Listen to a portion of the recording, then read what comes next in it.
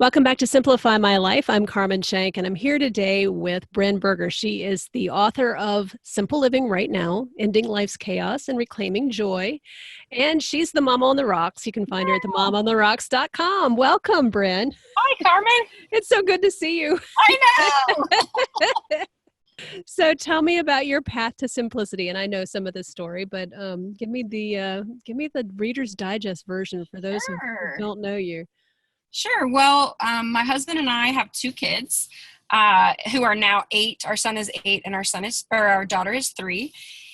And about, 3 years ago now, our daughter was a newborn and I was binge watching HGTV like any good mother on maternity leave, and saw a tiny house show. Yeah. And at the time our son was 4. And so my husband and I kind of had two problems. One was just sort of paycheck to paycheck living. And the other was raising a child with special needs.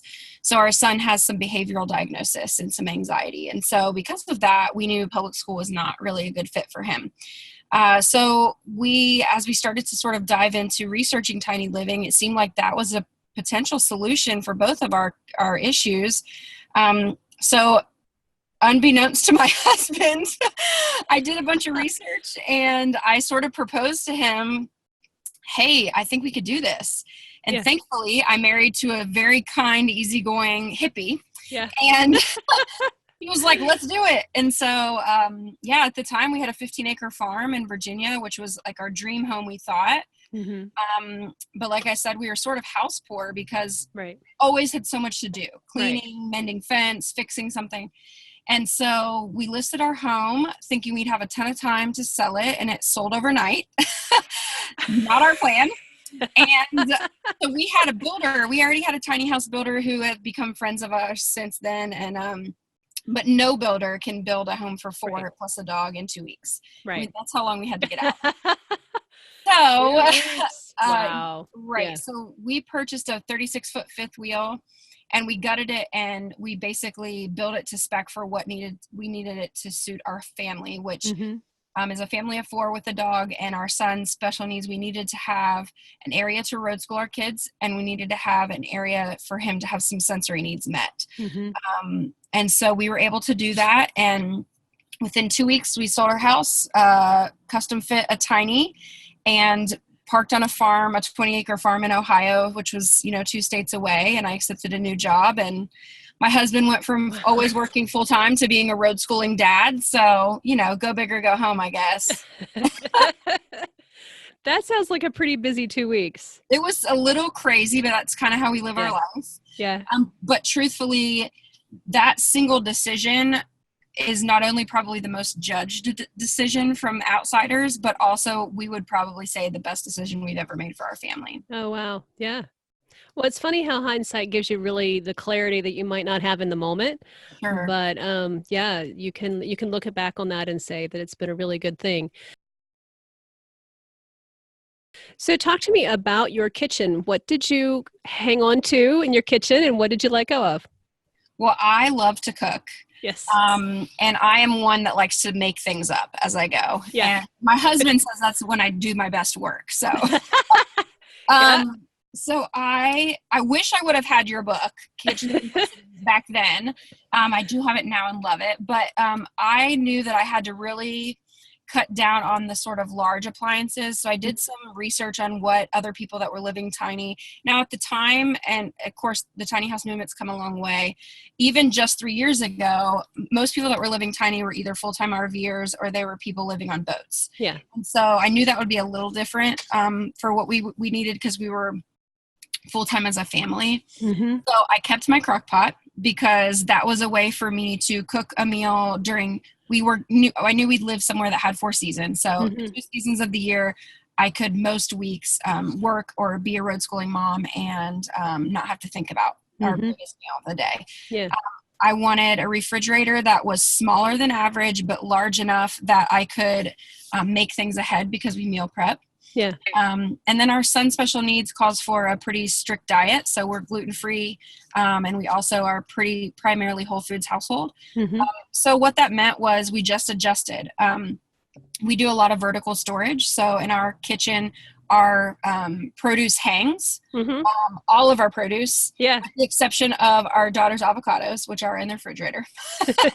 Um, so yeah, most everything hangs. And then I shop more often, which Right. that was the biggest adjustment for me. Truly, I'm a couponer by nature. I love to save money and make a deal, and so yeah, we shop at farmers markets and stuff. So we just go. We sort of have regular days, and instead of shopping for 4 to 6 weeks, with Right.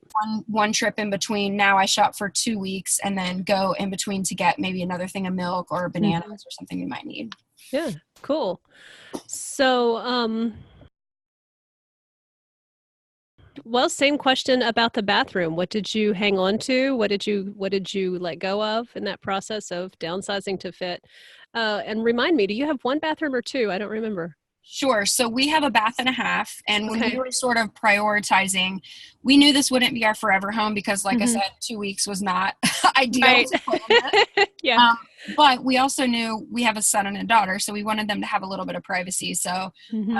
we have the half bath, which is truly a tiny half bath. I mean, there's pretty much room to turn around in there, and that's it. Hmm. Just has a sink and a toilet. And so their room we built in storage under the sink and above, like a traditional medicine cabinet behind the mirror. Hmm. And we store extra toilet paper and we store extra towels in theirs because obviously we want to keep medicine away from our kids. Right. And then in our bath, we have similar storage, but we have an additional cabinet, a set of cabinetry above our toilet. Hmm. Um, and then we have a standing shower, and we also have an outdoor shower. So Oh, cool. us, our kids love during spring and summer.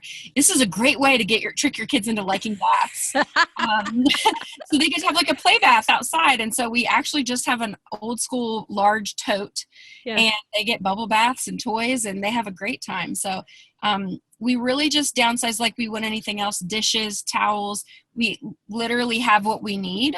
Hmm. And so we've hosted guests. We've had up to 9 people in our 300 square feet for 4-day weekends multiple times. Wow. And we Yeah. just tell them you have to bring your own pillows, you have to bring your own towels. Everything Yeah. else we can do. Yeah.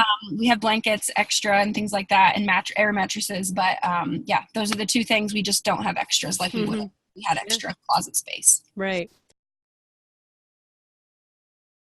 So I know you talk about your closet and you've got a system for your closet. Talk about that because I think that's a really interesting approach. Sure. So in Simple Living right now, which was sort of a book born out of traveling and speaking about simplicity and the benefits for mental health and the benefits, especially while raising children, um, I realized in discovering my own anxiety as an adult that clutter breeds toxicity. Yeah. And so Yeah. really removing all of the extra stimulation for both overstimulating for our son and then also for my anxiety really helped me to breathe. Hmm. And so we have a rule, like a lot of tiny houses, we operate on old out, new in. So Hmm. anytime we get something new, we try to purge something old. We still purge every 6 to 8 weeks, and our kids expect that. So that's totally normal for them. But the biggest thing that we do is we operate on 50 items per person per season. And Hmm. like I said before, we live in a 4-season state, and we actually moved this summer to Tennessee. We relocated. And there's still 4 seasons where we live. So Right. we have an off-season tote that we keep in storage. Hmm. And when I say storage, we don't pay for a storage unit. We have an storage under our home. Hmm. And so we have one item, I'm not sure the size, maybe like 30-gallon tote, just your typical department store tote, plastic Hmm. tote. And then each of us, all 4 of us, have a small section of hang up clothes and 3 drawers. Hmm. So that includes everything but your under things. Hmm. And for me, that was super easy. I was able to get rid of like my pre-pregnancy clothes that I would never fit in again. So all of those size 10s that were judging me for years had to hit the road.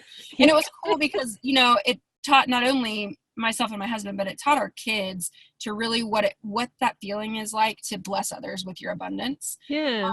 which is like, goes one step further than just saying like, be kind, which is Yeah. a thing for parents. And also like I had a ton of really good gear. Like we are an outdoor family, we hike and climb. And so I was able to give really solid pieces to people who could wear it right now and not Cool. one day, maybe 10 years from now, I hope I could fit into it again. So Yeah. yeah, that rule has served us well. And again, that does not include your under things because I don't want anyone to live with dirty underwear. Priorities. Right. We're always talking about intentional living, purpose, and contentment. It's so much fun. I put together these conversations in an online virtual summit. You can see the rest of this conversation and a whole bunch more at simplifymy.life. By the way, it's all free. That's really cool, right? Click the Learn More button when you get there, and that will show you the dates. Mark your calendar, register to save your seat, and I will see you at the summit. Don't miss a thing. This information is so exciting, and I'm so passionate about this topic because what it does is it takes us out of overwhelm into clarity and contentment and confidence, and that's really exciting for me, and that's what I want for you. So thanks for listening. I really appreciate it. Go check out simplifymy.life now and register. See you at the summit. Thanks for watching. I really appreciate it.